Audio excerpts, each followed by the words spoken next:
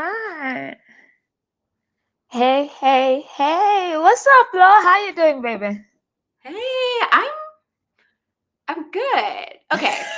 Yeah, I was like, that did not sound as good as. Okay, here's been something that I've been trying to be like, we're just gonna get into it already. I've been trying to be better about when someone asks me how I'm doing, like giving them the real because I've heard so many, I've read so many books, I've read so many articles that are all like, someone will ask you how you're doing and they may not really want the real answer, but my new thing is just like giving people the real answer. So I'm, you know, I'm on the verge of burnout and I have been super like overwhelmed, but I'm also like bringing myself back into being grounded. So that is truly how I'm doing. P, how are you?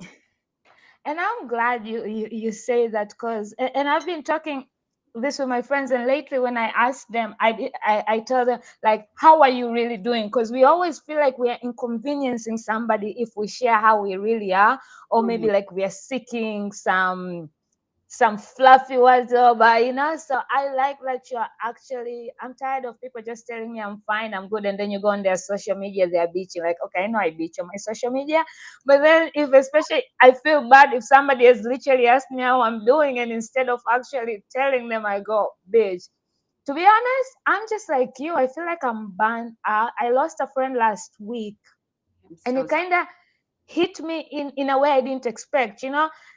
Death has a way, right? Sometimes it hits you right there, sometimes it takes a while, but then when you're grieving, it brings all other things. So sometimes you're not just grieving that one person, you're just grieving so many shit at one time because everything is just coming back. So today I was literally down, and you remember I literally forced myself to take a nap. And the only thing that was exciting was okay, I'm gonna have this session because podcasting or having conversation like this always lights up my day. I'm supposed to record my first episode for season 9, which is supposed to go out tomorrow, and I still ain't done shit because I've just literally stayed in bed the all day. Like, I'm in this weird, moody, emotional feelings, and I'm just like sad, but I don't know why the fuck I'm sad. I mean, yes, I've lost a friend, but like I'm just there. Listen, I mean, first of all, thank you for sharing that because that's real as fuck as well. Wait, do you swear on your podcast? Okay, I thought so, but I was I like, do. I do. It's talk okay, shit I was with like, me. It's literally talk shit with me.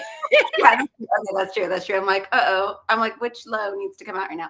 But I mean, I like to think of all like events in life are like keys, right? They open, they unlock doors inside of us that of unhealed shit that like we haven't dealt with. I mean, the reality is even if you are someone who like does a lot of healing work and like journals and does all this stuff, which is great too, but it's not always sustainable. But we're never done like healing or processing trauma because we're going like truly being alive is traumatic. It I'm really is. so sorry for your loss. I want to say that. And I know, just seeing on your social media, you've been so open and honest. And I think that something that I love about that expression on your social media and that expression on your podcast is that that is a key that unlocks things for other people to be able to say like, okay, I can actually, when someone asks me how I'm doing, I can tell them how I'm doing. Like I felt comfortable saying that to you because I'm like, she's probably asking me how I'm really doing, right? Yes. And so you open that to people. I just want you to know that. And you just have to open that to yourself too and not judge your emotions. You are allowed to feel sad and there doesn't always need to be a reason, and you don't always need to uncover the reason in the moment. And rest is like the ultimate resistance. Rest. What did I tell you? I said never apologize for napping.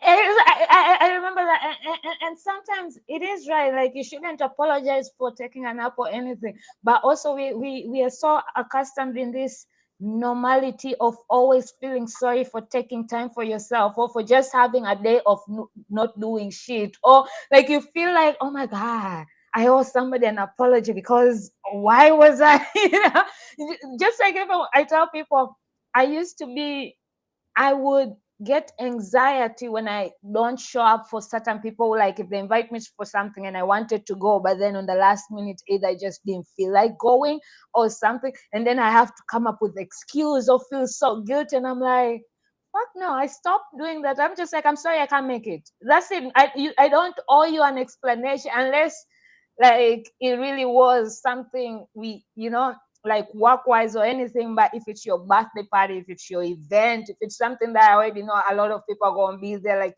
it's not just me and you. Like, I am sorry. Like, I don't want to. And these days, even when people, I don't even say yes out of guilt. I'm just like, no, I can't make it. And if they ask me why, I'm like, I don't want to come. Like, don't want you. But that's the thing. Don't be asking questions if you don't want the real answer. I would love for us to all just embrace that. And I just like want to manifest that, because honestly, if I asked someone at this point, why don't you want to come? And they said, because I don't want to, I'd be like, valid. I'd be like, honestly, good for you. I would take that over you lying to me. My pet's grandmother passed away, or I'm doing this. Just tell me, and it's okay. It's okay. You don't have to want to come. Yeah, it's okay. But it's funny we jumped into that because I remember when we had our call and we literally were just going in, and I was like, this is already therapy. Like, talking to you for some reason always feels like therapy. And I think that's why the title of it kind of also just vibes with us, because every conversation I've had with you, we have just like, and it's funny because we have literally known each other for like less than a month. Yeah. Speaking of that, I want to share to the people, first of all, oh my God, everybody who's watching us, thank you for being here. Thank you for coming to therapy by making reality. So exciting. We need to even introduce ourselves. Yeah, maybe we can start there. Okay, rewind. That was like the preview. Well, I am Paula, host of Talk Show with P. I'm Lo. I am the host of Bravo Therapy. And yes, should we tell me and Lo met? Yeah, tell them our origin story. Yes. So we met at Podcast Movement, and at the happiest place ever to be, at the bar. We met at the bar. I love it. I love the fact that we met at the bar. Yo, no lie, like. And I believe you had just arrived and you were gonna go to your room and rest. Yes. So I had just gotten there. I had gotten to my hotel room. It was like just already a long flight because I live in the Bay Area, y'all. I'm in California. How long was that flight from LA to DC? It was, well, I had a layover. So that's the problem. There was like no direct flight. So at the end of the day, it was like 7 or 8 hours. Damn. And it started early, and I was just like, and I was working all the way in between, and I was just like, I'm done. So I got up to my room. I'm like, I should go down. I should get food, but first I should get a drink. But I just knew, I'm like, I don't want to socialize with anyone. I know I'm going to go down there, and I had to prepare for, how it is at like podcast movement, right? Or at any conference. Yes. You are going to see people the whole time. You're going to be on the whole time. Yes. I needed like to just rest. I know the game, right? It wasn't my first rodeo. I'm like, I need to just rest. So tomorrow is another day. Yes. So I was like, I'll go down to the bar. I'll go get myself. Well, I told myself I'd go get myself a glass of wine and then I'll head back up. And of course I like ran into people I knew, whatever. Finally make it to the bar. And I'm like, I saw the list and I'm like, I saw one of my favorite wines. And I said, I'll just get a full bottle. And next thing I know, I turn and there you are. As soon as I had the bottle, because shout out to Amanda, I believe we had come from somewhere and going somewhere. I don't know. We were in between something. I was like, I just snatched the drink coupons from somebody because a lot of people didn't know the key cards had drink coupons. So I would go to them and be like, can I see your key card? And then I would share the coupon and I'm like, oh, you also have a cookie. You go get a cookie. I'm going to get the drink. You're a genius. Genius. That's how I knew I loved you. Like, So I'm there at the bar. That's why even the bartenders knew me because they literally kept on seeing me coming with the coupon, and either I wanted two Budweiser, or if Amanda was drinking, I was getting a Budweiser and whatever cocktail of the day they had for Amanda. So, and then I just have a bottle. I was like, oh, she my type of girl. I look at Amanda, I'm like, this is who we need to be chilling with. She wants a whole bottle.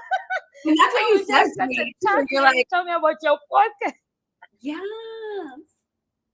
So I told you about Bravo therapy, and I said, and you showed me, no, you said, no way. Because I said, well, I have a podcast called Bravo Therapy, which is all about like mental health and introspection and healing and all that stuff, but like through the lens of reality TV. And you said, no way. And you take out your talk shit with P, and you're like, I have talk shit with P. You told me it was all about like mental health and wellness. And I was like, it was one of those moments where I knew it wasn't a coincidence. It was like kismet, right? I'm like, this was meant to happen. You know those moments, right? Yes, because when you say Bravo and you also mental health, I was like, shit, do you know? Because most of the time when people ask me how do I get myself out of the funk, I'm like, I watch trash TV, like literally, and we started talking about that. Then we bonded over Bravo bros, then more part, then we're like, okay, you're literally. And that's what you said. You're like, do you know Bravos? I'm like, of course I know Bravos. I know every single Bravo podcast. And that was the whole thing. Like when I started my podcast, I known all these Bravo podcasts, which are really amazing. A lot of them are really amazing that are like these recap shows.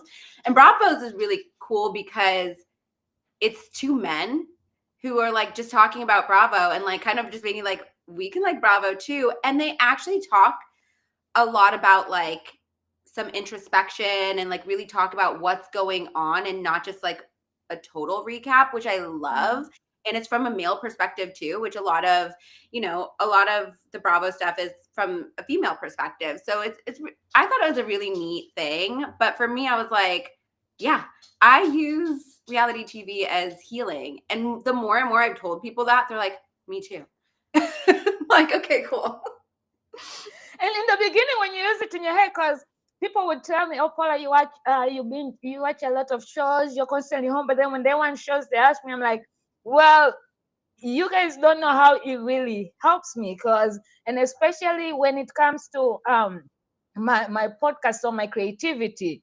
Whenever like I feel depressed and I can't get creative and I start watching, either they'll piss me off or they will make me happy, excited, but they'll give me ideas for, oh my God, that's a nice topic to discover. We need or maybe to be like, oh my God, that was a nice photo shoot kind of shit. Next thing I know, I'm going into my closet trying to find clothes. I'm like, I'm going to do a photo shoot. Or maybe like it's always something that comes back into my creativity and bringing me back to podcast. Or even I end up texting my friends and I'm like, I think this is a conversation we need to have, because you hear them talking about you and you're like, you know what? We don't talk about that shit as often as we should. We need to have conversations. But also about Bravo Boys, I found them through surprisingly through Mopad, because they promote their show, and I started digging, and I just ended up falling in love, because again, it's men. Like I feel like, and there are so many men who watch reality TV, they just don't want to admit it. It's okay. We see you and we love you. It's okay to admit. There's no shame. That's you. We accept you. This is a safe. It really is. But it's also how they have those conversations, right?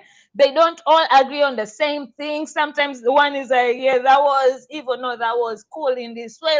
It's just different perspectives in one. So I love that. And that's why I was like, oh shit, yes. So anytime I want to give shout out to Dana as well. I discovered her recently, and she does all this reality stuff. And she's proud. She says, I can sit all day and watch reality. I'm like, yes, these are my people. Like, it is okay to just sit and I mean, I want to. But then she also goes really deep in a podcast about. Who is that? You know what? Who is it? It's Dana Bowling, and she lives in LA. Bowling, yeah. And she lives in LA as well. I love her. I really Yeah, like her name is Dana. Yeah, Dana Bowling, the Daily Dose of Dana. Oh my God, I love her. And for some reason, she just has this way of making me listen to her. And especially when she does her lives or her short stories on giving me snippets, like I always find the gossip before it actually comes out because of Dana. She's really great. So I love Instagram. You should follow her on Instagram because she's pretty funny. Oh yeah, I do. That's why I get her. I do. And lately she has been going on Diddy, the Diddy case, and she was like, I went in a rabbit hole, and so I love her. I watch, like, even when I'm doing something, because sometimes as I'm scrolling, I'm like, nah, this will distract me if I listen. But if I see Dana's video, I'm like, no, I have to watch it right now. Like, she's one of those people I really watch her videos as soon as they come. I love it. But before we get too distracted, I want to know how your podcast came about, the Bravo Therapy. Like, what mindset were you? When did you start? Like, what made you decide to do a Bravo podcast? Like, share with us. Yeah. I always like this because when you're so in the depths of doing your podcast and you're in it, like you sometimes forget like where you first started. I mean, mine just started this year, but even now, sometimes I'm just so like in it and trying to get it up and trying to do this and trying to like manage it with everything else that I'm like, oh yeah, like the origin story. But well, I decided to do the medium of podcast because I've loved podcasting forever. I actually like my grandma always tells a story about when I was little and I would make my own radio shows. I would sit in front of this little machine, this recording machine, and make my own radio shows. And I would also do the advertisements in between and then play my songs, like any song. And then I'd be like, and we're back. So I always wanted to be a radio DJ. Like that was my dream. I didn't want to be a veterinarian. I wanted to be on the radio. I wanted to just talk. And obviously, like, went into journalism, radio kind of, I wouldn't say it's fully gone away, but it's a totally different industry. And then discovered podcasting. And I was like, this is so cool and it's accessible and you can do it. So I've always loved podcasting and I've always worked in industries that were around podcasting, at least over the last like 7 or 8 years. And so when this came about, when Bravo Therapy came about, it had been a couple years in the making because I'd always said I wanted to do a podcast. I didn't know really what I wanted to do yet. I had some ideas. And then I was just going through this really intense healing period where I knew all the things and the tools at my fingertips, which was like journaling and going to therapy, and I should meditate and I should be doing all of these things that I know are like great tools and work for me. But I'm one of these people who's like, if I'm not into it in the moment, I'm not going to do it. Like I can't force myself to do it. So I was texting my friend Michael, who is like my Bravo bestie. We met as coworkers and then both learned that we loved reality TV, and he's actually a clinical social worker. So he always kind of looks at things from a mental health lens, as do I. And I texted him one day and I was just like, I should be doing all these things and like doing healing work, but all I can do is lay on my couch and watch Bravo. And he reminded me like, that is healing work. You are doing healing work right now. I'm like, wait, I kind of am. And so we kind of went back and forth and I was like, I should just make a podcast off of this. And, he's like, yeah, you should. I'm like, oh, it's like Bravo Therapy. And that was the impetus of it. And then it took me 2 years to actually create the show because I just have this like perfectionism issue and had to break through. Like this year was huge for me because launching the show, which I launched on my birthday this year, and I made that choice as a gift to myself to say, it doesn't need to be perfect because my goal this year has been to release a bit of control. I'm a Capricorn, if that means anything to anyone. Oh yeah. I love to have control over all things at all times. And that will be my forever journey I'm on to release some control. So this was like the first time in just launching. And I said, whatever I have on the 4th of January, it's going to be up. And P, when I tell you, I recorded like the intro on January 2nd.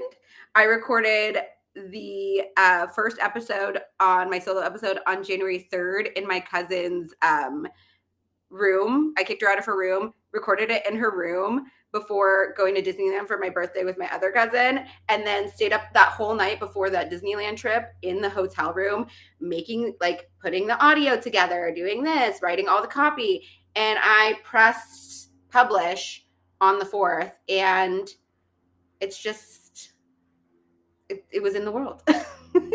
And so, yeah, it was always just like wanting to allow other people who I know love reality TV, and just meeting so many people who are thinking about mental health and wellness and wanting to normalize that conversation and destigmatize that, and like ask questions like, how are you doing? And have people actually want to hear the answer and like be there for one another and create community.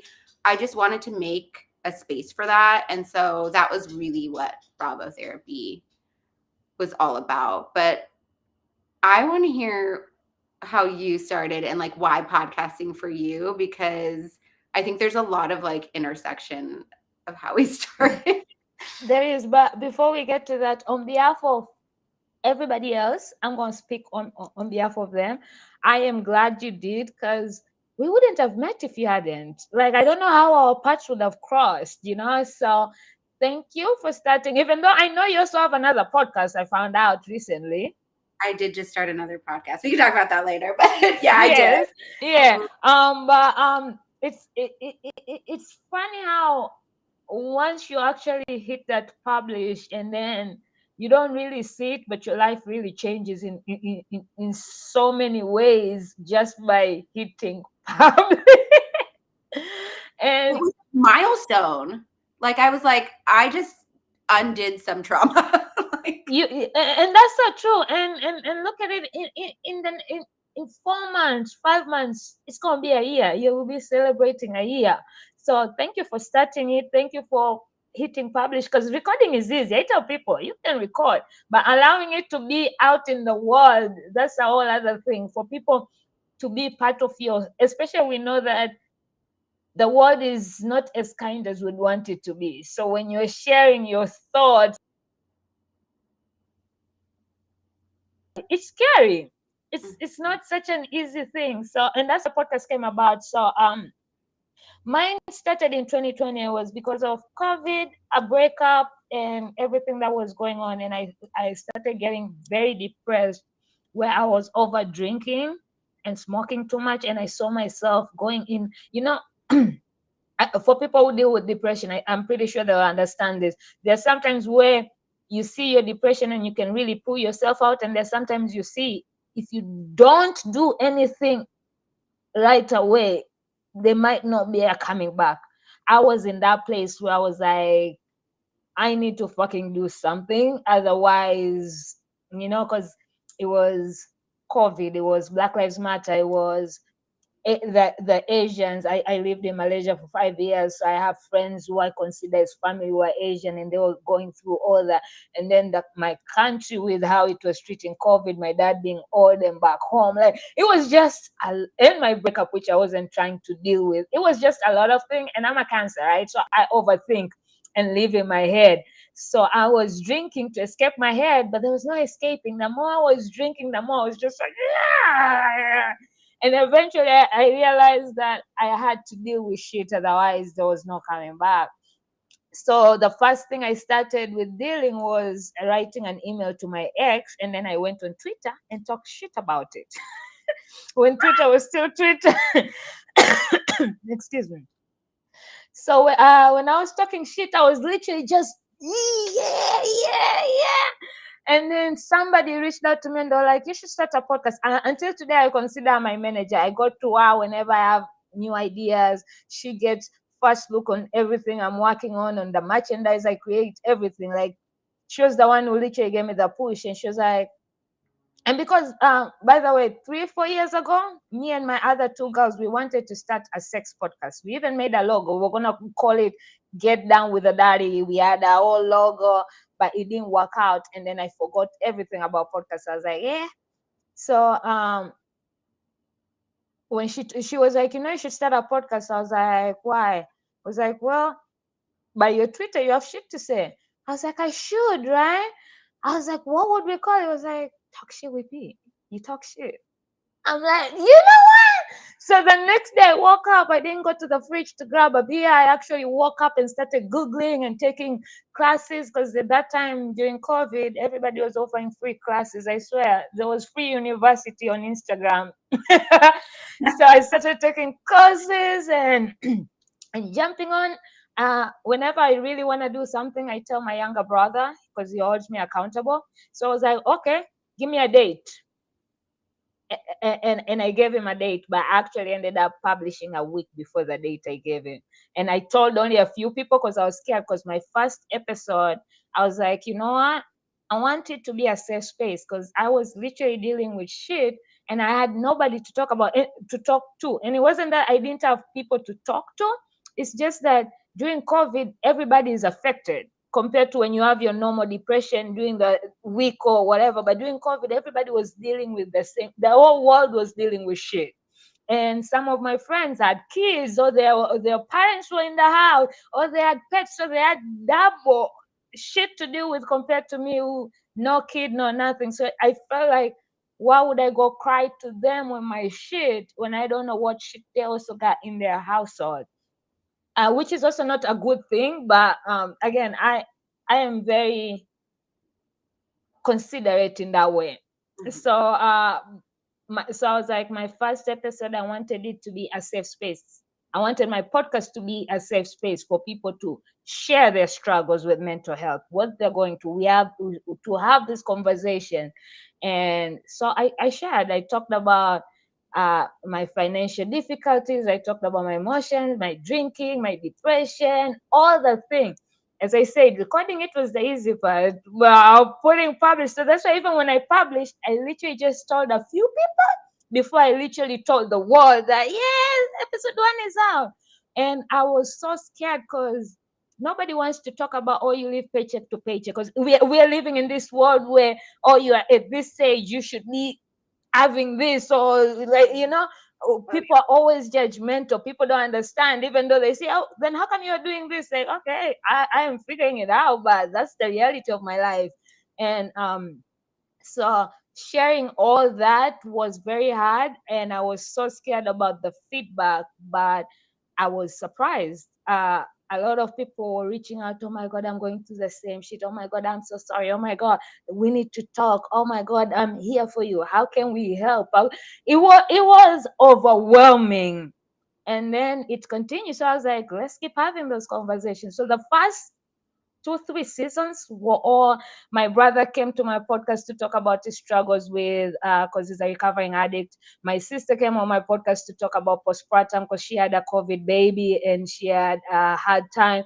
So it just started to be that. Then I started going to podcasting communities, and I ended up booking a meeting with Travis Brown. Shout out to him. And he audited my podcast. He was like, Paula, your energy and your conversations, your face needs to be on your podcast. So we ended up rebranding. So that's why my first logo was just my lips with a mic and the words coming out, talk shit with me. This logo is it. Yeah. So we rebranded, and they're like, mental health is broad. You might want to niche it down a bit. I was like, you know what? Since now I've realized I love podcasting, right? Because I didn't want to invest, because a lot of people started COVID hobbies and they ended after COVID, after real life opened. But I was still invested. I was still doing, and I was working at retail, so we had, I had weird hours, but I was still coming home and finding time to edit and put out, and with little resources that I had, I was grabbing all the free shit I could get. I was joining all the communities I could find. I was asking the help and taking every help, booking all the free consultations just so I can learn more. So I was like, I love this. I want to do this more. And we rebranded it from just mental health conversations to creative journeys and mental health, because now I was in a position where, okay, I'm building my brand. I want to create something powerful. I want to hear people's journeys, because just like me, a lot of time I've been wanting to start a lot of shit, but every time I look, I'm giving myself excuses like I don't have money. Like, but there's so many people who still also do paycheck to paycheck and still building shit. There are people who also have less than what I even have. And so I feel like when people hear creative, uh, all these creatives who they're admiring, they didn't start right there. They started somewhere. And even though from outside you think, oh, they're there, they're still struggling and they're not really there. So hearing their stories and their mental health struggles while they're building this, and that's how we became. I'm so, and I've said this to you just like personally, but I want to say it here, is like, I'm just so inspired by you because number one, we both deal with depression. And like when we first started talking about that and you just like came out and said it, I'm like, I crave like people who are just so real, because I think in this world and the world we live in now, it's so easy to show like a fake side or put on some sort of like filter or put on some sort of only show the clips that are the best, right? But to your point, why people connected with you, why people connected with your podcast is because you were showing the real, right? And that's the thing. It's like, that's why when people are like, oh, isn't podcasting just, oversaturated? I'm like, everyone's voice is different and everyone has different experiences in this world. And if there's anything I love, it's like meeting new people and learning their experiences and learning about, their journeys. Because I think to your point, right, it's easy to think, oh, it needs to start like this and then it looks like that. And then you go to this point and you go to that point. We're taught that in life. We might see that in like creators or podcasters. But the reality is like, it looks freaking different for everyone and it happens differently for everyone. And it's all about like coming back to you and why you're doing it and why you want to do it and what your purpose is. And I just think that you were so in your purpose that I just think it was so beautiful. Like I wanted to cry when you said the next morning I woke up and I didn't reach for a drink. I reached for like the classes and like I was going to teach myself and make sure I made this happen. And that's just so inspiring. And it's very clear that you're a Capricorn, because when you're talking about you're very considerate Cancer, because Cancers are super considerate and take care of other people sometimes before they take care of themselves. And I think your It's podcast annoying. does both, right? Because you're Thank able to you. get that out and help others, but it's probably like cathartic for you. Oh yeah, and that's why when I say today I was having a bad day, but the thought of having this conversation, like every time I'm recording with somebody or I am having this conversation, it just ends up lifting me up, and I'm like, oh, that was nice. And that's why I didn't even want to record my episode before, because I was like, once I get off here, I'm gonna still be on that high energy where I'll be able to record my episode and just enjoy. And by the way, y'all, I still love my drink. I am a beer girl, and I'll forever be, but it was a different, like, when you're drinking to enjoy, but compared to when you're drinking to not even to heal yourself, to just like drug yourself. Yeah, to But, drown yourself. It's like, so you don't remember anything or you just start numbing yourself. But that's to your point too. It's what you were saying about the depression. Like I know exactly that moment of knowing this is the depression that I'll get through this in a couple days. Like, just let me be in my bed for a couple days and I'll be right back. yeah. Or the ones where you're like, this is about to go the wrong way real quick unless I do something right now. And that's why earlier when you said healing, like healing or working on yourself, like it's a journey. Just like, because I'm writing a book, because I did a talk called How Podcasting Saved My Mental Health. And people will ask me, so you're cured now, you don't have depression? I'm like, it's not that simple. Like there's no cure to depression. It's just that I've found ways to handle it. Like when I know it's coming, I figure out. Sometimes I allow myself, and that's why I tell people, like, if you want to just stay in bed the whole day, stay. And then tomorrow, get up and shower. Then the next day, little. And I know myself, I'm like, when I'm going through bad thing, I'll be like, I'll give myself this whole weekend. Just cry, do whatever. But come Monday, we're going to get up, we're going to shower and try to do one thing or go outside and get fresh air. So I've found tools, but it took me a while to, but after having this conversation and realizing that, I'm not alone. Literally everybody is dealing some type of mental health, whether they know it or not. It's just that people didn't want to have those conversations. People didn't think it is what it is. But once you sit down and have conversations with people, you're like, then, because the other day, somebody, a podcast movement, a guy was telling me that somebody else told him that if you get in the shower, cold water, and you take an orange and put it on your face, that's what I'm saying. They're different. Oh, And I was I like, what? can 10 million things to do. Yeah, but to his, it was like, it's the scent of the orange, right? So when you feel that scent, it kind of lightens your mood or your body. That way, I was like, I want to try it one. I was like, you wanna come on my show and then you be in the shower and do that and we talk about it. It was like, yes, let's. What are you doing there, though? But it's funny how everybody has different things. I might have podcasting. Some people have gardening. Some people have journaling. Some people like all these tools. Yes, therapy is important. I don't like drugs personally because I get addicted to shit easily, and I've seen people who have used drugs and haven't been out on drugs. As soon as they get out, they go back. So I don't want that. But there are different other tools, and I think that's why these conversations are important, because everybody's sharing what's working for them. It might not work for you, but it might work for somebody else out there who's also listening. And earlier right here you said, when I proudly say, I have depression, like, do you know it took me a while to actually say that loud and agree. And then because again, we are me being born from Africa in Tanzania, when you're feeling those things, and I've moved countries so much, so most of the time, and I literally said it out loud the first time when in 2016, when I started my foundation, Life with Paula, and that's when I literally discovered I have depression. And I told my dad and mom, and they were like, if you need to talk about it, it's all right. Do what works for you. And that's when I started Life with Paula, and I was going on live and sharing. And then I found out all these other friends of mine were feeling the same. But I realized that my depression didn't literally start there. But back in the days, I used to think it was homesick, right? I would have those dark clouds, but because I was living outside and I didn't have the family that, so it was always to me, oh, I'm just homesick, I'm going to be sad and I'm going to be fine. But it was deeper than that. So when I started being like, and I was scared to say it because people have this way of downing your shit, right? They'll be like, yo, at least you're not homeless. Yo, somebody else has it worse. I get it. They all have that, but that doesn't mean my feelings are not valid. Like, I can't help that I'm feeling this way.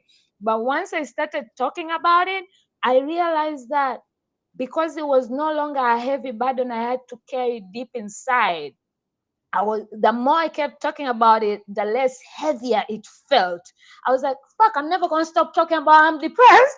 And then I started realizing that I also wasn't getting the right help because I wasn't surrounding myself in the right communities, because I wasn't being my real authentic self. Mm-hmm. People were knowing the Paula I wanted them to know, or they wanted me to be. Because, I was also a people pleaser. So I'm this person, and then I woke up and I was like, I fucking don't want to be a people pleaser. And then I started learning to be by myself and enjoying my own company. And I'm like, I don't fucking need people. I rather have 2 good people around me than 1,000 wrong people around me. So once I started doing that, I realized I'm more happier. Yeah, whoever is going to be around me is going to be around me because they know the real me and they fuck with the real me, and the rest doesn't matter. So I started cutting out a lot of people. Like, I was this person where block, and I told everybody, I was like, and if I'm not the right person for you, if my content is not right for you, please unfollow, please block. There's not, like, I won't feel offended. Do what's right for you. Yeah. We live in such a like culture, like I need the likes, I need this, I need that. And that creates a cycle. Like, I just love how you said the moment you started cutting people out and you just needed like 2 people. I mean, truly, some days this is my Capricorn, because truly some days I'm like, I could just truly be alone in this world and I'd be okay, which is not true. Let's be very honest about that. Yeah, It's like the people you keep around you, and the more authentic to yourself you are, the more that life starts bringing you the people like mhm. that are attracted to you, that are like-minded. Like you will always meet like-minded people wherever you're at in your life. So if you're still choosing to be like on, like a people pleaser, like you'll tend to bring in people that like are attracted to people pleasers because they want that, like, and that helps fuel them, or other people pleasers. I'm a recovering people pleaser as well, and it took me a long time to figure out like where that came from. A lot of it stemmed from my childhood, and once I was like able to break out of that and do the same thing, start setting boundaries, and started when I first learned to cut people off, when I tell you, it was like, have you ever seen Fruit Ninja? We're just like I was No, like, I saw. I was having so much fun. I was like, go, go, go, go. bye, bye, bye. And some days I have to just remind myself, like, girl, calm down. So now I always say, like, when I feel those moments, because sometimes I have to remind myself, am I just being petty? Because I took that and then I like ran with it. So sometimes I just put people on mute for a little bit and then test it out. And then I'm like, okay, they deserve the block, or no, they can come back off. And then they never even knew. But It's funny you say that because my friend Amanda, right? She every once a month she goes through a block list and she's like, okay, let's give them this person another try, and then they're broke, and then I'm like, and then when they piss her off again, she comes complain to me. I'm like, who told you to let them back in? Like, Paula, it's just so fun to go look at your list. I'm like, I don't go looking back at my list. Once you're don't blocked, go you're back blocked, into my nigga. No, you got to do the mute. And then if you kind of think about them again, then you can unmute. And then if they remind you why you muted them in the first place, then you block and you never look back. You never look back. That's the beauty of it. And then you notice, you feel lighter, and you open. I always think like you open space for the people that should be in your life. Like that is why I met you. Like that is why we met, right? Because we were both. Shout out to whoever you blocked so I could be able to come in. Oh, no, I'm not even. and, and, and it's and it's funny because ever since I started being in the podcasting industry, right, I went on the stage and I was loud and I was cursing and I presented, and people were coming to me like, I fucking loved your interview, old people, and using the same, and people love me and embrace me, and I'm like, yet in those people who have known forever, they want to down me. They tell me you're too much, you're too loud. But here, people who have just met me are embracing me for. So why should I belong there? And in these 4 years, in these communities, in these podcasting people, they've done so much for me in my life. There's some people who have been in my life for and ain't lifted a finger for no shit. I'm like, so why are we wasting time? Like, I'm no longer in that age where I want to have so many friends. You remember when we were kids? The more friends you had, they're popular. But these days, I don't want to be popular. Like, I already stand out enough, to be honest. I mean, I have orange hair. Like, come on. No. But it's like, I'm like, no, I want to, if I'm going to be popular, I want to be popular in spaces that inspire me, help me grow, motivate me, pull me, hold me accountable, not just, and most of the time, they're just there for the good time. When you really need them, nobody is there. Like half of those people never even supported my podcast, but you're here sharing Rihanna's song, but you can't share my. So it was like, at some point, in order for you to grow, you need to open your eyes and realize where your energy deserves to go. I mean, listen, snakes do it, spiders do it. I think like caterpillars do it, right? It's all like that shedding. And I'm saying like, I'm always saying like, oh, I'm going through a molting period right now, because I'm like shedding, or like I'll go internal and just be like, let me see what's around me. Like, how is my energy? Like, how is the energy that's around me? And then I'll just start to like, recently I went through that period, and it was really hard because there was some like family around me that I just felt. And that's when it starts to get real hard, because, when it's family, you're taught you just got to stick by them. And I've done that before, and I've seen how that's like truly hurt me.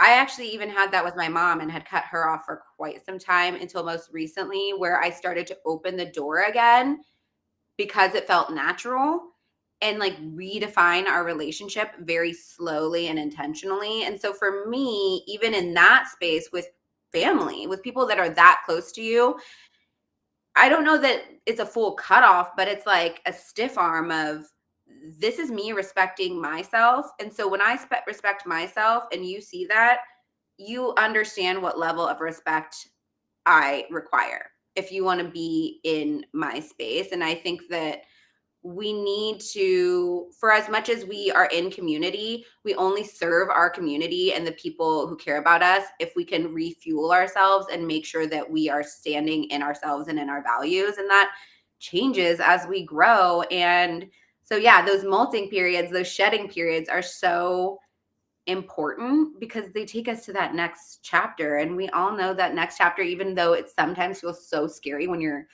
inching toward it and you're like turning that page, right? What's on the other side is just amazing. It's beautiful. It really is. And it's funny you say about your mom, because me and my mom don't have such a good relationship as well, right?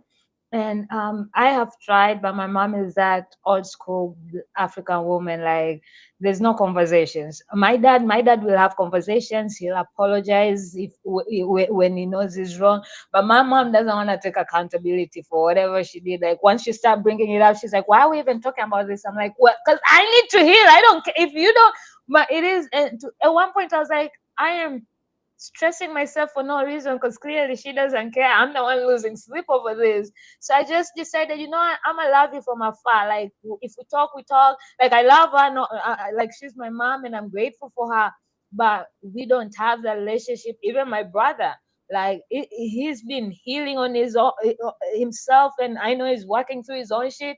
And he's such an incredible person, but he still has those toxic traits where he has this way of making you let him back in his life, and then it's all good, and then as soon as that switch clicks and he decides to go, he unleashes it on me. So he has done it so often that I was like, right now I want to love you from afar because I'm dealing with my own life, and but I'm here, but I'm loving you from afar. Like, sometimes you gotta, because as you said, most people say, family is family, but just like Drake, he lied. No new friends, but no, if we just kept on with our day ones and no new friends, we wouldn't be here.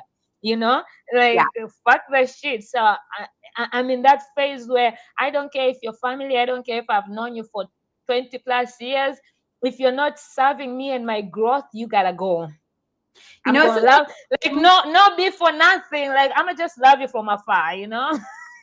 I think that what's so interesting is like I've noticed especially when like watching reality TV, I've seen this specific thing come off so much because I'm like, why are you being friends with this person? Why? Because you get to see all sides, right? In our lives, we don't get to go see like Exactly. they're doing behind the scenes or what they're saying behind the scenes, which might change things, right? But you're seeing from like an outsider's perspective, like this person that we love, right, on reality TV, like they don't deserve that, or they don't deserve that, or that is, girl, that's not your friend, run, right? And I remember something in the last, I don't know if it was last season, I think it was last season and the season before of Real Housewives of Miami.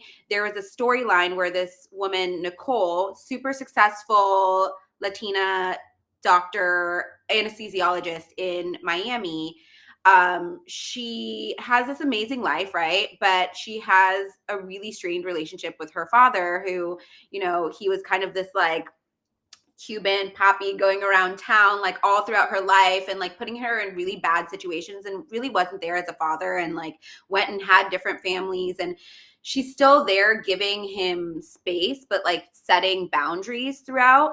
And it was so interesting to see over 2 years as she like truly rawly, I don't know if that's a word, like fully showed her relationship with him and how complicated it was, and how he would kind of just come and like act like everything was fine, and she's like, you're drunk right now, or like you're rewriting history, or he like revealed there was another sibling that she never knew she had, and all these things. And one of her friends or one of the cast members was telling her, because it's true. And I know this, I'm, on my dad's side, I'm Mexican, on my mom's side, Jamaican. And so I know this sense of what the one woman was telling her. She's also Cuban. She said, that's your family. Like it doesn't matter what he ever did to you. Like you need to just accept him for who he is. And she was like, no, I don't have to, because if it's affecting my life and me as a mom and me as a wife, like I don't have to accept that. I can still love him, but I need to set boundaries. And ultimately, I think it happened off season, but then they addressed it on the show and in the reunion. Her dad, who we ended up knowing as his character throughout, ended up passing away.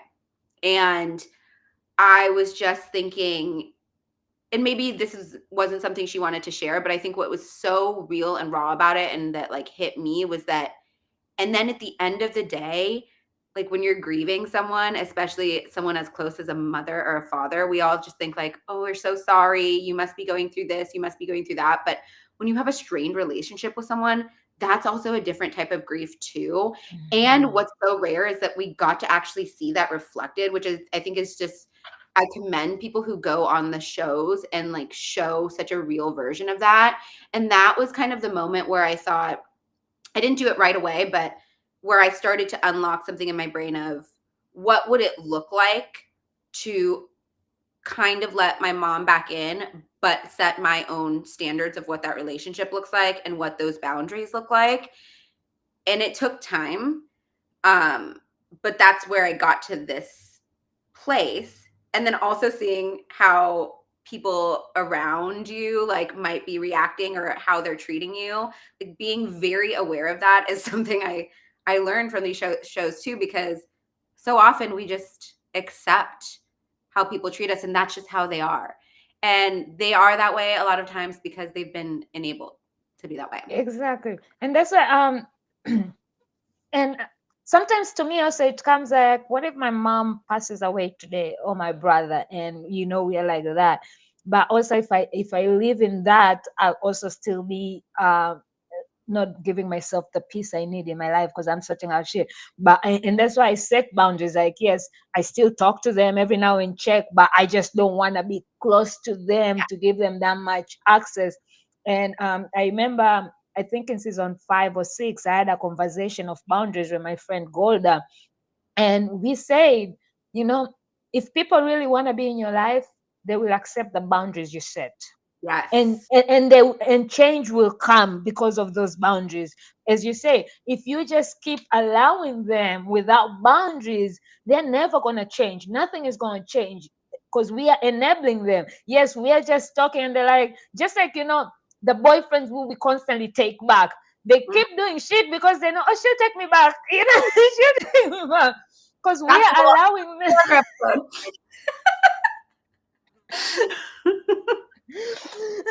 And until you say, no, fuck, watch me leave. Because I did the same ex in 2020 has been in my life until recently. On and off, we keep on going through shit. And he was for real my best friend, but he was also very toxic, and we were toxic with each other. So I don't know if we were enabling it to each other or we liked it, but he was also the person who, if I literally am going through shit and I call him, no matter what, he'll answer and help me. He has been, a big supporter. But at one point I had to sit and I was like, he keeps treating me this way because he says, oh yeah, okay, we're going to block each other, and then after a month we unblock and we're talking again. Like, nothing is going Yeah. Yes, I was like, I get it, he's a nice person, but it's still not healthy for me. And sometimes our lives are not getting what we deserve because God is like, why should I bless you when you still have this mess to clear? You gotta take out the trash before you get all this amazing stuff. And that's why some people, they end up elevating once they get rid of certain people in their life, or and they wonder, oh my God, my life is changing, I'm getting this. Yes, because those people you were allowing to keep doing that shit were your block. They were blocking your blessings. And it's a tough shit, but it is. And I think that's why also I love reality TV, because you get to watch these people deal with all this shit, and you start thinking about yourself, like, because I swear, in almost every reality show I've watched, there's been situations where some of us are literally going through, or are being going through, or we are trying to figure out how to go. So when you watch them play it, you're like, damn, that's how I look when I'm with this going on. It's That will like a change. reflection. Like, I gotta reevaluate what I've been doing. You're like, damn, that's how I look. That's how stupid I look, because I be shouting like, God, you're stupid, this thing, that. And I'm like, wait, that's me. Like, But also, have you ever seen, I think what's also beautiful in that vein is seeing someone react a certain way on one of these shows and thinking, that's how I used to react. And then you can also, like, you can kind of empathize with them in a way of saying, someone, you know, this is coming from a hurt place for them. And then you can also bring it back to you and say, I used to react that way. And by seeing that and being able to be kind of like separated from it and understand where it comes from, but not relate to it anymore, shows your growth. And I think sometimes it's really hard when you're going through the bullshit and then you come out on the other side and you're just living life. It's hard to see our own growth until it's, you know, we see something. oh yeah, I'll be looking like, oh my God, I would have reacted the same, but now I don't. Look at this growth. Even though, like, and this is funny, right? Because earlier you were talking about pettiness. Like, I can be so petty, and sometimes I'm like, you know what, Paula, you've been too nice for too long. You know, just do. And when I came back from podcast movement for like a week or two in, I really went very extreme petty on Facebook until I was getting calls. People are like, okay, Paula, now calm down. Like, what the fuck is going on? I'm like, sometimes you do need to remind people, just because you're kind right now or you have grown doesn't mean people can just play you. And sometimes people need a reminder of who you are, as long as you don't stay there. But a lot of times I look at things and I'm like, I am so proud of myself, because I would have reacted like that, but I'm choosing not to react like that. I no longer react like that. And I think that's what, as you say, that's the beauty about reality TV. Like, there's so many things, like conversation starters, like reflections, like also you learn all these ways, because you see a lot in reality TV, and this is people's life. It's not just a movie made up or something. This is actually people's life. They are going through this shit. So it's like, damn. So it's always interesting. Speaking of that, I want to ask, right?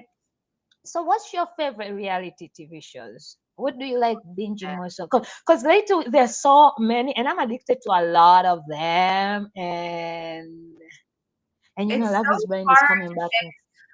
It's so hard to pick just one because I just am so obsessed with reality TV. So maybe I'll just pick what right now I'm Mm-hmm. into, because that then it narrows it down.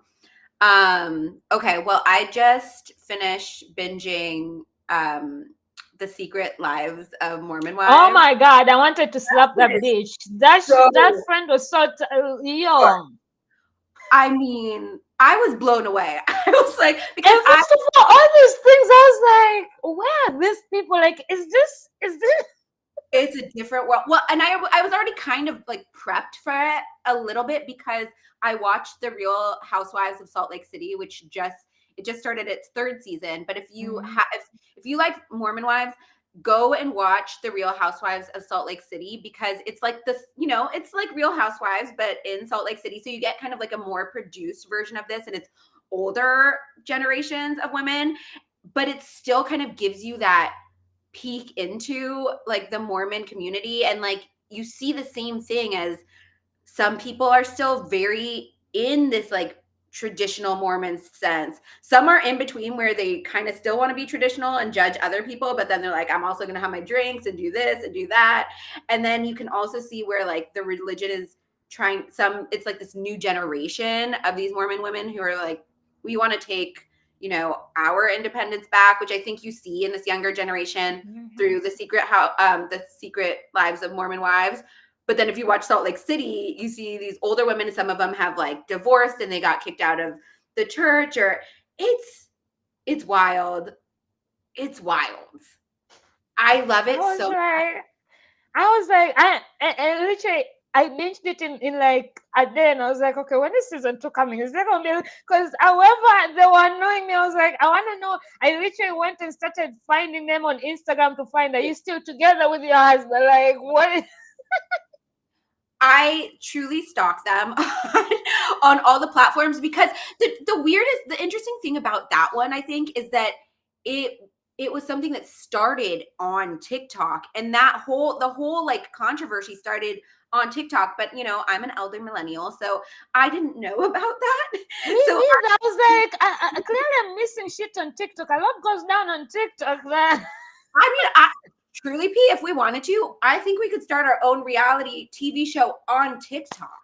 That is what's happening because that's what was going on there. And people get so invested in them. The way that if you look at how well that show has done in just being out for like barely even a month, right? They said, I read something the other day that was saying it's the highest first season of a show since the Kardashians came to Hulu. Yeah. So they like kicked the asses of the Kardashians. And I have to believe that a huge following of that were the people who were so invested in what was going In on with them TikTok, on yeah. TikTok. I mean, they were deep diving to find out this thing. I'm like, how do you find out about the background of someone's life and that they're like swinging just through watching videos on TikTok? I swear, like a whole sex scandal from being moms of TikTok or whatever. I was like, I am living in a cave. Like I thought, and it's funny because the younger me would have really been up into this. Like I would have already known about it. And these days, I'm really living in my cave where if it's not on Instagram, Yeah, or Facebook. I know. I'm like really trying to. I try to tap my son because he's 16, so he gets like the whole. He lives kind of on Snap with his friends, so I'm like, oh gosh, that's a whole nother thing. But it's not as natural to me living on there. But now I'm like, I need to know. I mean, Because the girl who did the Hakta whatever, like you gotta spit on it, she came from TikTok. I mean the lady who was doing the about the narcissist boyfriend or whatever who ended up getting deals as well in the movie. Who did I get married to? She came from TikTok, so clearly we need to go down on TikTok. I have a TikTok. I haven't figured out. Me too. I just go in, I post, and then I come out. Yeah. Like that's I it. want to be more creative about it. I'm just like, when do I have the time? But I kind of want to make it now. It's so fun. That's a huge one. I just finished, of course, we talked about this a little bit, but Selling Sunset, I binged that real quick, the most recent season. I feel like it ended so quick. Like I was like, damn, we're already done? And they're not giving us a reunion this time? I'm like, it's ridiculous because we needed a reunion, and because we need to know what the fuck happened. Like it really ended like just us. So like Chelsea hadn't even talked to her husband yet. Like we were watching Chelsea realize that her husband had been cheating on her, and each time she's having these discussions, they're like, "Have you talked to him yet?" And she's like, "No." I'm like, exactly. And I hated how she turned it into Brie, like, okay, come on. And because I feel like if Brie really wanted to screw you, she wouldn't have come to you to have a conversation. She would have told everybody else. Even though she didn't like you, she still invited you and told you. But then, and it's and especially with all the shots that they're giving each other after the show aired, I'm like, we need a fucking reunion. You can't just. I know. You know what? Because I can see both Chelsea and Brie's side, because Chelsea was coming after Brie for such a long time about her lifestyle. And I love Chelsea, but when she was doing that, I was like, girl, you don't, most of the time when we start to talk, because I've been there before too, being that person on the other side, talking shit about someone else because I was unhappy in my own life and my own being. Something was going on internally with me. And oftentimes there's something about that person that like irks me, either because I'm going to be really close friends with them or because they have something that like I might desire or want or something. And that's what I was getting from her. And so I was a little annoyed with Brie talking to that Amanda girl, and talk about keep certain people out of your realm. I was like, Brie, that is not your friend, girl. This Mm-hmm. girl is trying to get on the show, and I just Mm-hmm. don't know about that. But I also, I felt for both of them on that end. But I thought that moment that they were at the bar and Brie went I and thought this was the moment that was gonna finally, this shit is gonna die, because this was a beef that needed to end, like literally. and Brie, and I think that the way that Brie approached it was like, girl, I've been in that position where I was the one being cheated on, and like I wish someone would have come to me. And she was being so real in that moment, and I didn't know how Chelsea was going to accept it. And then I thought the way that Chelsea accepted it was just so beautiful, because she was like, It was they a beautiful moment from both of them. They did it so grown, and then it turned into, oh, do you think she did it? what But I'm like, what happened? I think she just had time to reflect and just start to get in her head. And I think at that point, and sometimes because she wasn't ready to have a conversation with her husband, and so she needed to sometimes you look to you find somebody else to blame instead of actually fighting with the person who put you in this position. Exactly.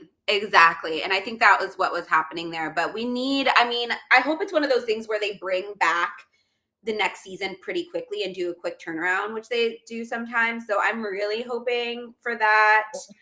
Well, Yeah. What are you watching? What's your so I ended up finding out about Love Island, and I got so deep in it. I watched where are from you? Australia to UK to Oh, you're on Disney. I was like, what? And then I found out also about 90 Days Fiance. I never used to watch it, so I started. I was like, That's next this level. 90 Days. If you get Like, to I was like, level, Pete, you're on the next level. You're on level 10. You're on the boss level. because believe it or not, because I really love like Married at First. I used to be a big fan of Real Housewives and shit, and eventually I was like, okay, these storylines are getting too tiring and annoying for me. Like, y'all are too grown for all this shit, right? Like, I'm over y'all flipping tables and shit at this point. Nobody is changing, nothing is changing. And that's why I respect Cardi B. She went in on 2 seasons, did what she was meant to do, and look at her now. But these people, it's like, literally, you have been in the studio since season 1. I've not had a song, and now we're in season 10. Yeah. I'm over. So I started watching like Married at First Sight, and I ended up coming across Shah of Sunset, and I loved it. Oh my! Truly I watched that from day one. I watched it when it first came out. Every day I pray that show will come back. I pray every day, and I cried, and I was like, "Oh my god, this is it!" But it was. Do you want to know like a quick fun fact about that? Yes. So you know Gigi from Shaws of Sunset? Yes. Now you do. So when we live in Belmont now, and there's like a town right across the freeway from us called Redwood Shores, and we used to live in an apartment complex there. And there was this young couple that came and moved in next door to us. And so we got to know them, and they're 2 cute little boys, and they were super sweet. So I got to know the wife, and her name was Nikki, and she was super sweet. And sometimes I'd watch the boys and we'd just chat and whatever. And I said something one time, and I was like, oh my gosh, yeah, I got to go in and watch my Bravo. And she's like, oh, you watch Bravo? And her reaction was really weird. And I'm like, yeah. Because I was like, oh, is she judging me? And she goes, oh, that's funny. I was like, oh, what? You don't like Bravo? And, I was like, oh, I guess this friendship's over. No. But she was like, oh, no, it's just my friend used to be on Bravo. I said, excuse me? She's like, yeah, yeah, exactly. And she said, have you ever watched Shaws of Sunset? I said, are you fucking kidding me? I love Shaws of Sunset. I was like, Gigi, one of my favorites, like my spirit animal. And she goes, well, Gigi is my preschool best friend. Gigi was her son's godmother. Like, I was like, what is happening right now? So all roads, as I always say, lead to Bravo. Just period. I swear. I used to love when Gigi and Mercedes would fight. And then when I came to realize how old they were, I was like, excuse me? But Mercedes is still out here in the world. She's doing Traders and stuff, and Reza has done Traders, and he's doing other things too. So I just want to. I love that show. Like when I found it, and then I was like, no, bring it back. And then when I found Shah of Sunset, then I ended up finding Bling Empire. So I watched Is that I've been told to watch that. Is it good? Oh yes, go on Netflix. Yes, and they have the New York one, and they have the one in LA. Oh my God, what's this lady's name? The one in LA. There is this white lady who literally is so rich. She even has bodyguards. Like, I fucking love her, and the way she lives this a carefree life, and all these who are not as rich as her keep trying to compete with her, and she's just like, that's just money. That's just change money. Think about it, like there's sometimes when I love to see like a reflection of like my own life in a show, right? But there's also this escapism that I love about reality TV when like it is this like opulence and this just next level, and I'm just watching it and I'm like, this is amazing. I just love it. Is. And actually, Chrishell did a show up on Bring Empire. Oh, she did? I love she was selling a house. She was selling a house to one of the guys. Okay, that might have to be my next like little binge on the weekend. That's yep. Good. Then there was Dubai Bling. That was also a whole other, so Dubai is it's known for being a very Islamic country, right? Reserved, right? Until you actually watch these shows and you're like, okay, it's not quiet. I was very impressed by it. I enjoyed it. Then there was also this show, an Indian one. I keep forgetting the name, but Indian Matchmaker? Is it Indian Matchmaker? Oh, I love what is the name? Sima and Sima, Mama, the Sima, and my middle name is Sima, Paula Sima. So I love that one, but no, it wasn't Indian Matchmaker. Was it Family Karma? What? Family Karma? No, hold on. Shah Rukh Khan's wife and Shah Rukh Khan are in that movie. Hold on, Shah Rukh Khan. Also, I will say, if you liked Dubai, like the Dubai Bling, I know that you said it's the same stories for Real Housewives, but watch. They've only had 3 seasons, so it's still nice and fresh. Watch the Real Housewives of Dubai. You will. Oh yes. Oh yes. So good. It's so good.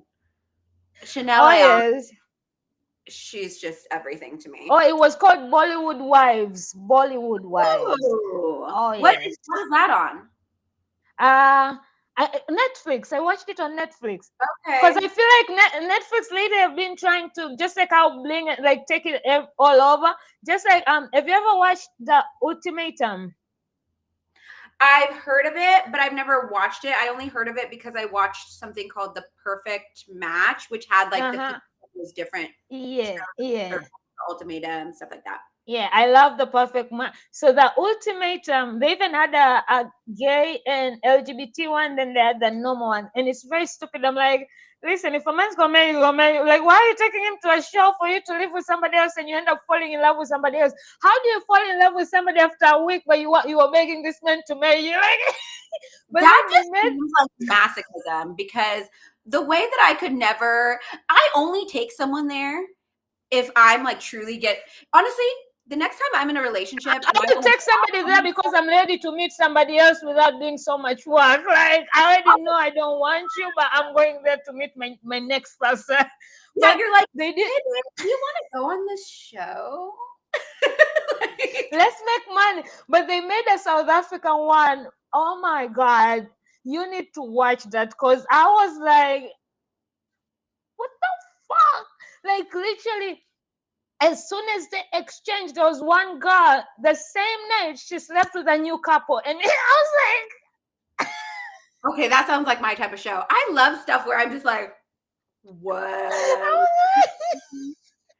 So I love how they're also taking it to Africa. So I was like, damn. And they even did a reunion, and that girl stood on business. She was like, I don't regret it.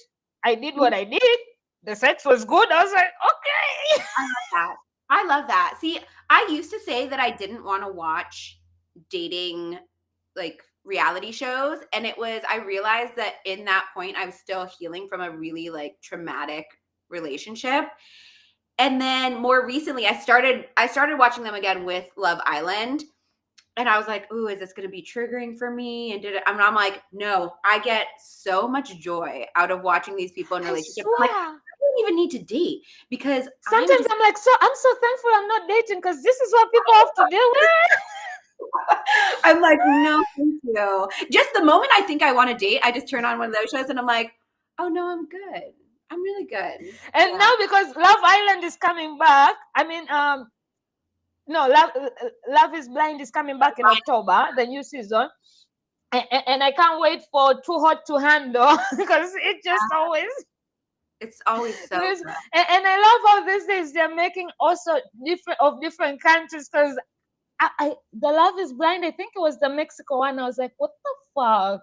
Like, Oh, I how are heard that people? was good. That's on my list. I feel like people just go to these shows just to get famous. It's like it's They ridiculous. do. I think that's one of the hard things for me now is like because of some of these shows is that some of the authenticity has kind of gone out the window because a lot of people are just like, I can use this as a platform to, To grow my in fact, I think Instagram. in Love is Blind, like in the last season of the US Love is Blind, I'm like, this was so clear that some of these people were just going on to get famous and their 15 minutes of fame is like already over. So, Hmm. was Even the it one worth in the it? UK, half of the couples are not together. I think the only two couples who are still together, and I'm happy because one of the couples is such a beautiful couple. But it's just it's like everybody's using it for different ways. But I'm just happy I still get entertained. Like I know in my head I'm like this is all.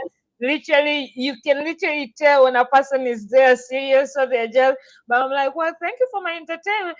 Because how are you going to Married at First Sight? There have been how many? It's gonna be their 19th season, and they've had all these other shows, and you're trying to pretend you've never watched. And if I'm gonna go on a show like that, I'm gonna watch to see how to prepare myself mentally, because I know it can be draining to be constantly filmed, and you have to have these conversations and do all these things. But then you're like, oh, I don't like the cameras on me all the time. Like you went on a reality show. What the No. It's literally that is what you're actually, I'm sure, signing away signing a ton of paperwork that's saying you will have cameras on you. I mean, come on. Like, what did you expect? Like, oh, this is too hard. Yes, you should have watched other shows. It would have told you it's not easy. And that's just them giving us clips. I'm pretty sure you guys are shooting almost every day or having to do, and you're with a stranger, like, duh. Like, I Would feel you like I wanna slap them. yeah, I know. Would you Okay, question. Would you ever go on a reality show? And if so, which one would it be? I used to ask myself that, and in the beginning, especially since one time I even got an email. I think it was Married at First Sight, and they were coming to Atlanta and they were looking for. I was like, maybe, but then I'm like, I like connection, right? But I'm like, if I connect to somebody and then I don't like them, like I'm like, once you see them, because yes, connection is important, but also attraction is important. I'm sorry, like, I don't want you to be six packs or be hot or shit, but I need you to have some attraction, right? And you Yeah. can never know who you are seeing on the other side. So at one point I was like, I think I'll be able to do Love is Blind or Married at First Sight, because you meet somebody there, or at least actually Love is Married at First Sight. I was kind of because you don't even know anything, but more Love is Blind because you get to talk to people. But I'm like, but then now watching it, you're like, I don't think even people are that genuine. They're literally just saying shit just to get to that. I feel like people always want that honeymoon because it's a free trip. Honestly, So yeah. I don't know, but I feel like I'd want to go maybe to uh selling Sunset or selling the Aussie, because man, I am crashing on Jason for some reason. That man, just when I saw him, was like, let me just go in and see, maybe, and since he's still figuring out his dating, and I feel like would be cute. So maybe let them give me a tiny part in selling Sunset. I'll be the receptionist or whoever. I like that. Or just come on What in. about you? Okay, so I was gonna say either like one of the Selling Sunsets, because remember they said they're opening I think they went and looked at it, but they're opening a location in San Diego, and I plan on moving to San Diego in the next couple of years once my son is done with high school. And I was like, maybe I'll just change my career path and be a real estate agent real quick, because honestly, let's be honest, I don't know how long some of these people actually had some of them haven't even had their real estate license. They're like, exactly. They were studying for their exam. That's what I'm saying. That selling Sunset is easy. And me, I'm not going there to sell a house. I could care less about selling a house. I just want Jason to see me, and we, baby. I just want to be Jason's girlfriend.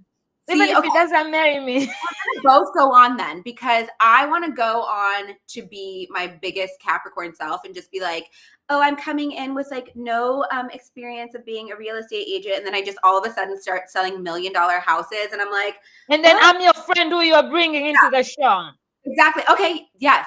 Okay. We have a plan. I pretend I want to come buy a house, so I'm coming to see you at your office, and then you tell me when Jason is there, and then. And selling Sunset, they wear the shortest. I mean, Chelsea's outfit this season, I was like, that's the only thing I'm like, I always ask myself, I'm like, where do these wardrobes, number one, come from? Where do they live? But I mean, where they can't be actually. Sometimes it's so hot and there's leather and shit. I'm like, do you actually guys walk in LA like that? Like, I could never live in LA if that's the shit, because baby, I can't slay like that every fucking day. That's too much work. I can barely put on like mascara just to go out of the house. But you see, if we're gonna go on those shows, we need to do better now. We need to prepare. But don't worry. Less tired. Shane has the same shit. We'll go crazy on Shane with just a $500 budget to get a whole full-on shop in your house. Perfect. That's all I need. That's all I need. Oh my god, we've been talking for 1.5 hours. Yeah, we could talk. I know, right? This was so much fun. I needed this. I am grateful for you. Before we go, what are you watching right now? Because I know you said you just finished the Mormons and you're watching Housewives of Utah. So what else are you? Yeah. So Salt Lake City just started their new season, so I'm super excited about that. The Real Housewives of Potomac and the Real Housewives of Beverly Hills are coming back, so I'm super excited about that. But right now, my vibe is all on finishing the Real Housewives of Orange County. That is like slowly coming to an end, and it's like perfectly unhinged. And I'm so obsessed with this woman, Shannon Beador. So that's where I'm on with like the Bravo world. But I'm about to deep dive into some of these bling shows, I think is do that and then send me voice notes. We will discuss them, because you're gonna be like, what the fuck? But also and sometimes like the bling shows, I'm like, I get it. A lot of Asian people are rich, but where is this money coming from? Because the things they're doing, I'm like, excuse me? Like, and then the Bling Empire, they have one broke friend and everybody else is rich and it's soft. You always have to go, okay, well, no, I'm a Capricorn, so I can't come on and be someone's broke friend, but that is a nice thing. I'll be the broke friend. I just want to be fed into these nice restaurants, and the white lady was just shopping for her. Like, he would call him and be like, come to the house, and go to the house, and there'll be all this clothes brought like Versace and shit, and be like, hey, pick whatever you want and you can take. And I'm like, why can't I have friends like that? Like, I want to Yeah, be your friend. I want to come when and we're just talking pick about shit. shedding friends, I'm like, I need to shed a few more friends to make way for those friends. Right? I'm like, who do I need to get rid of? I'm ready to get rid of my broke friends, cause No broke friends, no more broke friends. Sorry. and Love. then make sure you also watch the South African The Ultimator, and they also have this show called Young Young Famous and African, Okay. and it's mixed with it's shot in South Africa, so a lot of the South African celebs, but then we also have a Tanzanian celeb in there, and oh my god, it's so trash but so good, like and I tell people the more trashier the show is, the more I just want to continue. So good. I know. I ended up watching. It was very niche, but I was watching the Surreal Life is still on, by the way, and they had the most recent season, and it was so random. It was like Kim Zolciak Bierman, who is from Atlanta, Macy Gray was there, like Johnny Weir. It was the strangest group of people, and it was so hilarious.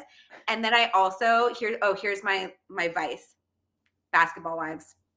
Oh my god, yes. I never get sick of it. I love Basketball Wives forever. I do too, but once they got, are we talking about the Basketball Wives in LA, the LA one? Well, Because now that one kind of ended, right? that one ended, but they now have like the original one again, but they're in LA again. But they just don't call it Oh, LA. They just call it Basketball Wives. But it's Jackie Christie's still on it. Evelyn's back on it. Jennifer's back. It's like a lot of OG cast and still just as yeah. messy. When I tell you, Is some people, Tammy back? Is Tammy back? oh, Tammy's not back. Oh no, Tammy has her own show, and I forget what the name of it Yeah, is. and she kept on being in so many movies. Like she literally was like, "Fuck your bitches," and went and. Oh, but those were the But when Tammy was it, on. it is Jackie still Well, doing Jackie's still weddings every year? Is she yeah, still doing weddings every year? yes. That Jackie's not husband. it. You want consistency in your life? Jackie Christie is it. And so I'm determined to meet her one day because her husband works for the Sacramento Kings, and it's like Oh. right 2 hours away from me. So I'm manifesting meeting Jackie Christie. You need to stalk her Instagram. I do. It's funny because my friends always used to be like, when we go to Atlanta, we need to meet up Paula, because for some reason I would always meet the Real Housewives of Atlanta, What? because I work their home goods. They shop their home goods. I've met Nini. I've met what's her name? The one who's Rashida. I even helped her, and she tipped me and gave me we have a picture together. I've met Tiana Taylor. I've smoked weed with Waka Flocka at Kroger parking lot. What? Okay, my mind is blown. Even the one who's in jail right now was with a Rico case or whatever. Oh, Young Thug. He came to this because I used to also work in a Kroger nearby, because I used to live on Roswell. This was like in 2015, okay. 16. So I used to live in that opposite that Kroger, and I would work at night, overnight, because overnight is self checkout, and I don't have to do much. I just go with my laptop or my books, and unless they need cigarettes to take them out for condoms, but everybody does their own. So Tammy and Waka used to shop a lot over there. So I even have pictures with Tammy and Waka. Young Thug would come. He was so high, and they were buying all these munchies and shit. I've had a picture with CeeLo Green, because the home goods we had is the bucket one, and we used to be the store that got all the good stuff, because it was in bucket, like the literally. So a lot of people would come and shop there. So everybody, my friends, were like, I've been living in Atlanta all this time and I haven't met anybody. I'm like, well, you don't work at Home Goods. I don't have to go anywhere. I just have to be Next at time I Home go, Goods. they're gonna ask me where And I'm they going. I'm just, gonna be like, oh, Atlanta. They'll be like, for what? I'll be like, I'm gonna go to the Home Goods over there. Just chill out there. But that was a long time. After 2020, a lot of things have changed. I hardly meet anybody these days, but at that time, I was meeting so many, and I was every day. Even Jidini came, and we took a bit. Like people, every time they'll be like, "We're tired of seeing you with pictures with this celeb." I got to meet Rihanna, You like met Rihanna? Do you oh know? yeah. Oh yeah, I even squeezed her ass. I was like, "Can I squeeze your ass?" And she was like, "There's not so much, but go ahead." Rihanna is okay. I feel like Rihanna is like my goal guest on my podcast because she loves Real Housewives. She is, she loves Me Rihanna. She loves Real Housewives. Loves. and I love Rihanna. I keep telling people like I feel like Rihanna is my spirit animal because one, she Yeah. doesn't give a fuck, and she's always living places with glasses of alcohol. I used to do that a lot when I used to live in Malaysia. I've never in Malaysia. I never bought glassware. They would always be from I left to them from a club or a bar. And I just like how real she is. Like she doesn't give Yeah. a fuck. And I like people like that. Because when people will be like, oh, and Beyonce B fans don't come for me. But I'm not such a big Beyonce fan because I feel like she's so perfect. I'm like, if I chill with her, what are we really gonna do? Like, I don't even see her being relaxed or anything. But I feel like if I meet her, yeah, like she's loud, she's gonna embrace it. And if she doesn't like it, you're gonna know.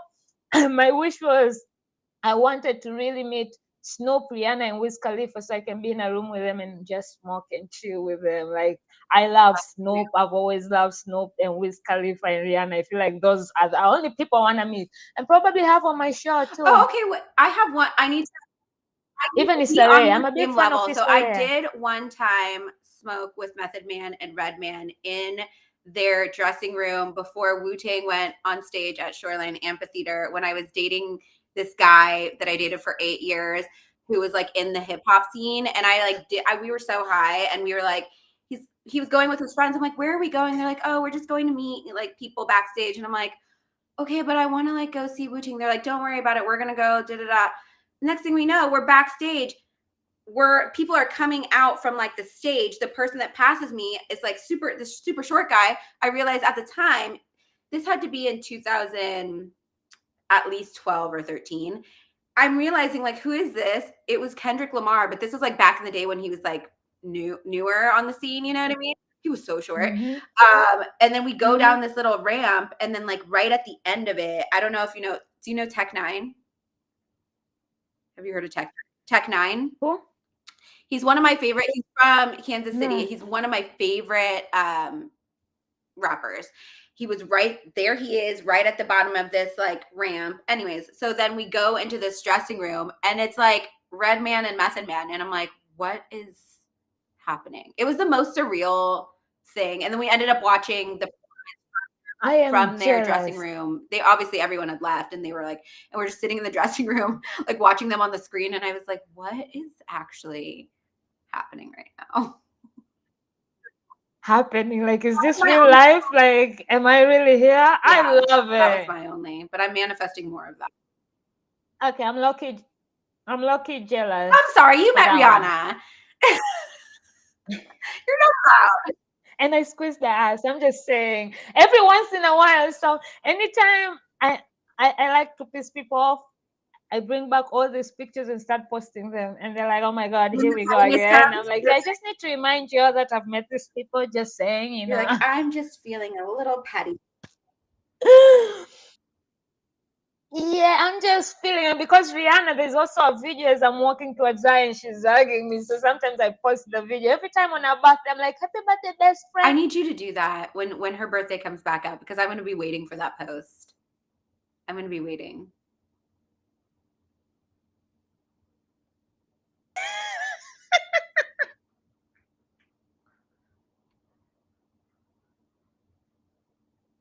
Oh no.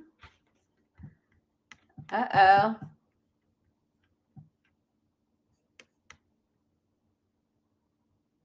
P, I think I lost you.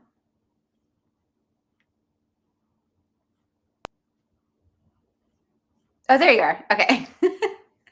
We had a glitch in the All matrix. right. I mean, technology. If you're a podcaster, you know technology will, however you prepare, technology will act however it wants to act. But as we come to an end, right? Uh, Share a piece of advice. Me and you both deal with depression, and it's now by the end of this, people know that one of our trick is reality TV. So for those people who can't really stand reality TV or in that world, share a little tip for them on how to get through their mental health struggles. One thing I always think of is like, I always think of my inner child and like what brings me back to my inner child, because oftentimes I think like, because my son said something to me recently that made me think of this, is that he said, did you ever feel, and he's 16 right now, he'll be 17 in a few months. He said, Oh yeah, I want to say when I found out you had a 16-year-old, I was like, yeah, I mean, I had him when I was young. I was 21 when I had him.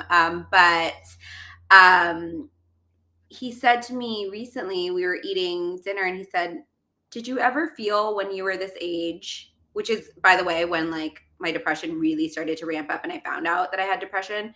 He said, did you ever feel like a sadness that you, like you were saying goodbye to your childhood?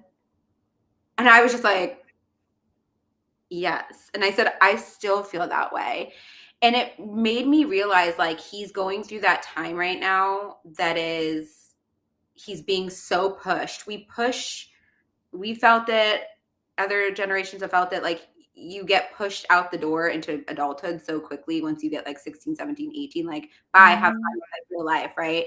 So a mm-hmm. lot of times, especially because I've done inner child work, I think about like what's something that brings me back to my inner child, because I think part of my depression, this is not for everyone, like this would be why it's happening, but for me, it gives that part of me that's still inside like the ability to say like, what did you like doing? What did you always want to do where you felt like, oh, now I'm being pressured to like go do this or do have responsibilities, right? So sometimes it's like I'll, go like and have a donut. Or like I will go like, I'm looking right now at my coffee table because I did it this weekend when I was starting to notice some depression creeping up. I just did a jigsaw puzzle and just sat there like listening to like old 90s jams and like doing a jigsaw puzzle. If I can get out of bed, if like my depression is not that bad at the time, even just walking down the street and getting some fresh air is just like, it makes the movement and just being outside. And like oftentimes when I am able to do that, I'll have some really interesting interaction where like a butterfly will come near me or a hummingbird, or I pass someone on the street and they just like smile. And so just having this awareness of like even a little good thing um, has helped me. And also to me, it's just like some self-talk sometimes will help. So I'll notice my like negative or intrusive thoughts that tend to happen when like I'm going through a depressive episode, and I won't judge them. I'll say, okay, I hear you. And you're actually really loved and you deserve to have rest. And it's okay that you're feeling this way. And I'm here for you. So it's almost like I'm talking to like my inner child self and being like, I'm here for you. You're okay. And those are all the things I needed to hear when I first started to have depression and I didn't have anyone to go to. I love that, especially the outside. Me too. Sometimes because I work from home, I'm always home because I'm like, if I go anywhere, I'm spending money that I don't even have to spend. Yeah. So I tend to be in my house a lot, and then I realize, oh my God, it's been 3 days I haven't even gone out. So and that's when I start feeling like some darkness, because it's funny how depression always starts with some darkness. You just start feeling darkness either in your heart or your room just feels kind of like eh. And especially now because in Atlanta we're having rainy season, so sometimes the cloudy that it just has this. So I'm reminded that I go out and take walks, and I sometimes play country music. I love country music, right? I sometimes listen to country music, but sometimes I'm like, I'll put headphones on, that way people don't bother me on the road. But I won't listen to anything. I just let the silence, the stillness, but I just walk and pay attention what's around. Because when I listen to music, I don't really pay attention on what's around me because I start singing and then I'm thinking. But when I'm not listening and I just start looking around and I notice all the beautiful things, because we don't stop to enjoy outside as much as we should because we are always on the run. Sometimes you don't notice, even like, oh my God, are they growing flowers in my outside my house or something? Because you're just constantly like, when did this happen? So I try to stay in the stillness and just enjoy the fresh air. But yeah, being outside and walking is very therapeutic. Fresh air can really do that to you. Thank you Yeah. for sharing that. Um, And wow, for your son to take it's kind of sad that people have to go through that, like the sadness to kind of realize, like, but then we can't take that away in this world. It is what it is. But uh I can't imagine listening to a child tell you that, how he really felt for you, like, because they have to go through this themselves, right? Because that's something they're feeling. You can't take that pain away from them, or you can't make it better because they have to navigate it themselves. And you feel kind of like hopeless, but at least he can have these conversations with you. So, and that's because some meaningful. kids can't even have these conversations with their parents. And that was me. And so, like, for me, it's like trying to give him back what I didn't have. And I just think like they have a whole new obstacle too with things like social media that is just like nothing we could have ever thought of. Oh, we were already going through our own bullshit at that age, right? To have social media on top of it. So it's really hard to navigate, but all like the most what I can do that I know I can feel solid in is giving him a space to like open up. And that's Yeah. the best I can do.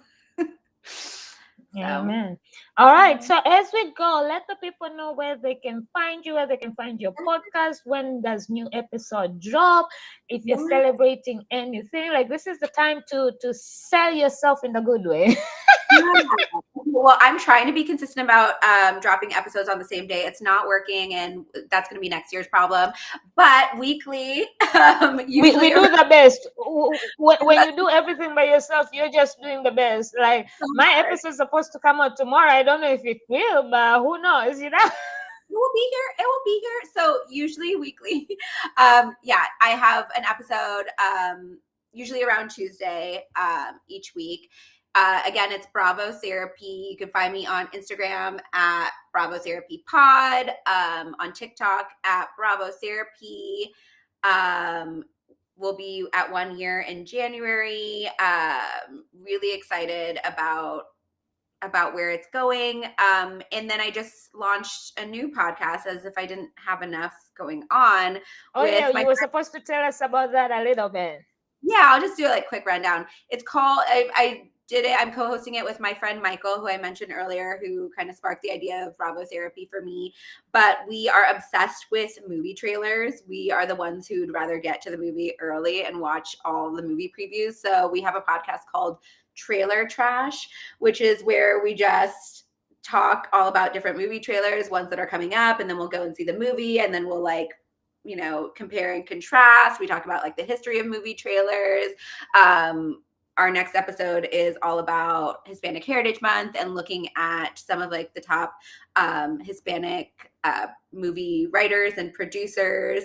So all things films and talking shit about movie trailers. So that's Trailer Trash. Yeah. I love it. I love it. What I don't about watch as much. I don't watch as much movies as I should. I watch a lot of series compared to movies. I don't know why. it is now? That's why we created the pod, because we were like, let's bring back the movie. Yeah, because for some reason, and I will find a nice movie, and I'm like, it's 1 hour and 25 minutes or 1 hour and 40. But then I would sit down and binge Like 9 10 episodes. You're like, this makes sense. I don't know, man, but so everybody, Talk Shit with P, you can find it on everywhere. at Talkshow with P, and we are about to drop season 9, episode 1 tomorrow, which hopefully I will be recording it after this. And I am excited, and I can't wait. Season 9, I don't know what's in store. I really, most of the time, I plan shit for the season, but this time I'm just going with the flow because I figured, why the fuck not? And yeah, actually, I wanted to ask you. I'm not gonna say before we go because I feel like I've been saying that. And you're you're turning 1 year in January, and it might not seem that, like, it might seem far, but it really isn't that far. Especially when as soon as we get to October, the holidays and shit. Next thing you know, it's January. How do you plan to celebrate your 1 year? I've been kind of thinking about that. It's so interesting because it's like on my birthday as well. So I was like, maybe, I don't know, definitely a special episode. So I got to think about what that looks like. But that's a good question. And I don't have the answer yet. Well, well, Ideas? maybe you can start thinking about it, because sometimes we don't think about it, and the next thing you know, it's here and you're like, oh shit, I didn't plan anything. And for you, I think it's just, I mean, you're already going to be celebrating because it's on your birthday, but I tend to remind people to celebrate, because sometimes people wait for big wins to celebrate, but I tend to remind people to celebrate. Small wins are actually more important than big wins, because Yes. those small wins are taking you to your big win, and you are overcoming all that shit. So 1 year, yes, it might just be and I hate when just a podcast, but yeah, it's a lot of work that goes in there. So remember to celebrate yourself. I will. I'm gonna really start thinking about that and keeping that top of mind because And by that, I think, yep. All right, well, Law, it was so nice hanging out with you. Thank you for chilling with me. And thank you. I can't wait. When you start watching the Bling Empire, please send me voice I'll notes, be because I know you're gonna be like, noting you. Just wait. I might end up be like, let me rewatch just because. Side. Yes. Come on. Rewatch party. Yes, hi baby. Bye. Everybody who was watching and hanging out with us, thank you so much for hanging out with us. Until next time. Love you.